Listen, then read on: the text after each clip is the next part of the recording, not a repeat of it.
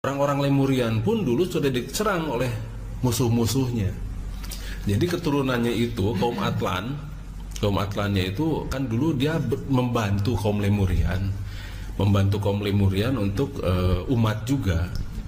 Tapi dulu tidak ada yang sampai bertempur dan sebagainya itu.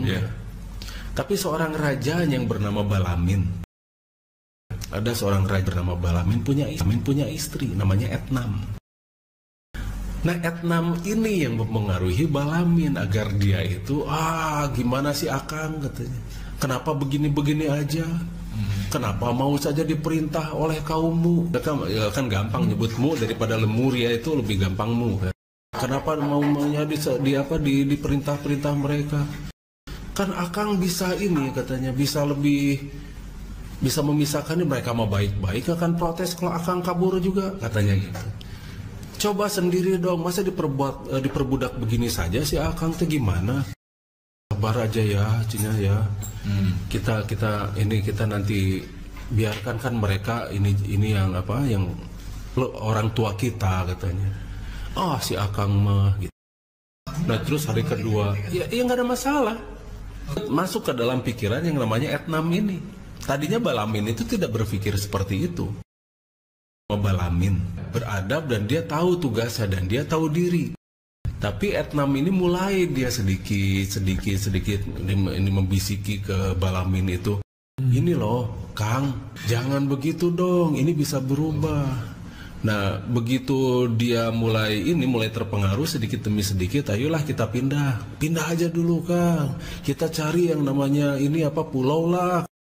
Ya pasti ayah kita kan nyebutnya ayah kita kan. Ayah ibu kita mah pasti ngizinin lah, nggak apa-apa. Mereka mah tinggal bikin robot lagi gitu kan. Ya udah, akhirnya mulai pindah mereka tuh, nggak dilarang oleh kaummu tuh, nggak dilarang oleh orang-orang Lemurian tuh, oleh itu nggak dia silahkan aja lah. Mereka pindah ke sebuah lautan dan di sana ada benua. Akhirnya disebutkan benua itu benua Atlan gitu kan. Lautnya itu lautan Atlan gitu kan. Ya udah kasih nama sendiri aja, silahkan aja sok juk sana gitu kan. Kan orang-orang baik kan, orang-orangmu. Jadi ya udah pilihannya, silahkan aja ke sana. Nah di sana mereka sudah mulai mengembangkan teknologi nuklir. Kaum Atlan itu mengembangkan teknologi nuklir. Nah di sana Etnam bilang lagi ke Balamin tuh, Etnam juga punya itu, ibu-ibu rumpi juga mereka ada. Dari situ ngobrol mereka, ngerumpi. Akhirnya kan mereka mulai kepikiran, kalau misalnya ada mereka, kita mana bisa menguasai dunia nih gitu kan. Nah mulai dari sana mereka mengembangkan teknologi dan mereka mulai mengembangkan wilayah. Nah mulai bangsa Rama masuk ke sana karena dipanggil sebagai angkatan perangnya kaum Atlan ini. Akhirnya terjadilah itu yang namanya terjadi percobaan, di mana percobaan itu sebetulnya yang memulai itu adalah Etnam itu, bukan Balaminnya. Tapi ketika percobaan itu gagal, percobaan menyerang ke kaummu itu gagal karena dirimu itu ada yang namanya Hirova. Hirova itu sebuah alat pertahanan yang sekarang pertahanan itu berupa gelombang suara. Nah sekarang itu jadi harfa, bentuknya itu seperti harpa. Ya. Hirova itu jadi semacam dawai-dawai yang terbuat dari dari benang-benang kraiman, itu logam yang sangat keras. Nah itu kalau misalnya mendenting dia ting, itu dia mengeluarkan gelombang suara yang sangat tajam dan tinggi, dan itu bisa membentuk shield. Nah makanya ini begitu serangan nuklir mereka ngebalik ke mereka, akhirnya Etnam meninggal, mati. Di sana Balamin langsung ingin menuntut balas sampai sekarang. Jadi salah sendiri itu mah kan gitu kan, ngelempar mantul gitu, kena sendiri, salah sorangan kalau kata orang Sunda. Nah begitu sebetulnya cerita pintasnya itu semacam begitu. Nah kaum Atlan inilah yang menurut bahasa Lemuria itu, Atlan itu berarti memisahkan diri. Arti dari Atlan itu memisahkan diri. Tadinya mereka keturunan dari kaum Lemurian yang mempunyai akselerasi 10%. Lemuria itu berarti kemakmuran, jadi makmur. Makanya orang-orang Sunda mah kan bilangnya begini, orang balik ke lembur gitu. Kembali pulang kampung untuk menjadi makmur, lemur. Tapi karena suka ditambah konsonan lagi jadi lembur gitu. Padahal itu adalah lemuria gitu. Makanya balik ke lembur. Kalau energinya tinggi, teknologi tinggi, kenapa harus kalah begitu kan? Yeah. Nah itu aneh. Tapi itu ada semacam sejarah propaganda namanya itu.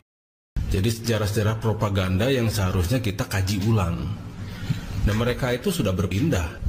Karena jam itu kan yang namanya pesawat sudah dikenal. Dan itu sudah pernah tertangkap oleh satelit yang milik NASA. 5.437 kali planet bumi. Besarnya itu.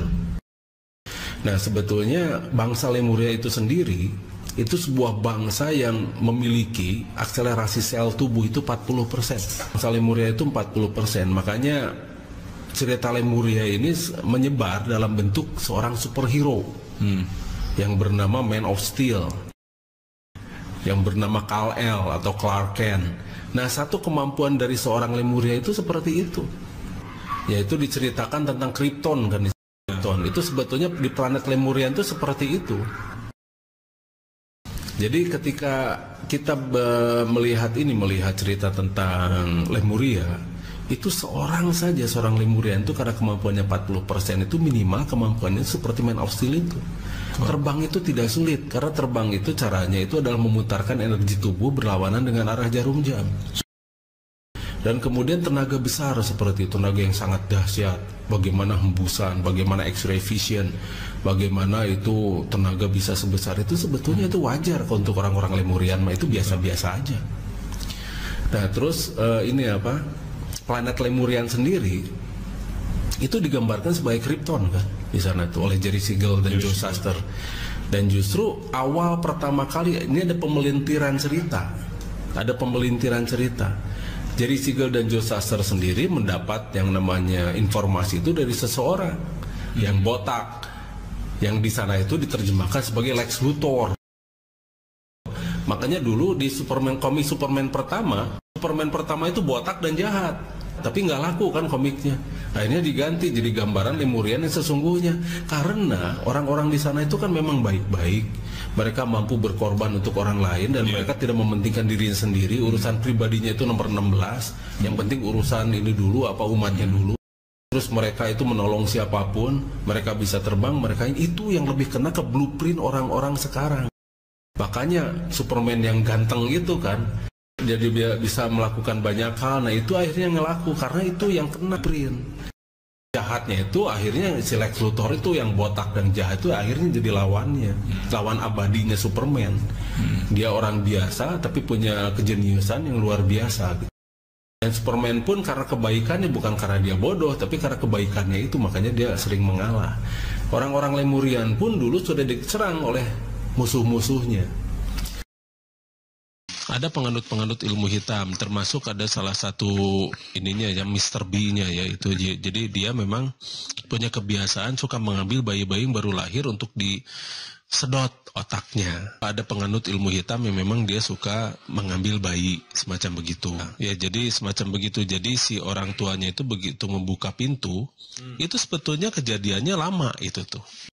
Tapi dia dicuci otaknya, jadi si memori memori itu dihapus,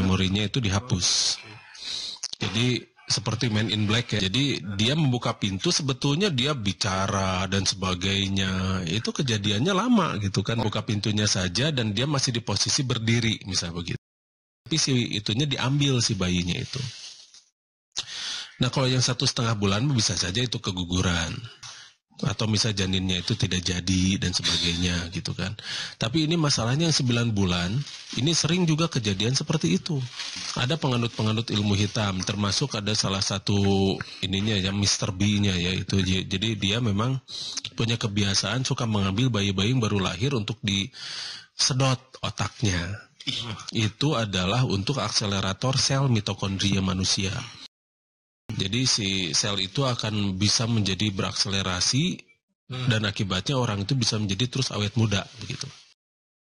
Bahkan umurnya bisa menjadi ribuan tahun dengan cara seperti itu tuh. Itu penganut, ada ilmunya itu. Untuk penganut ilmu hitam ada yang semacam begitu.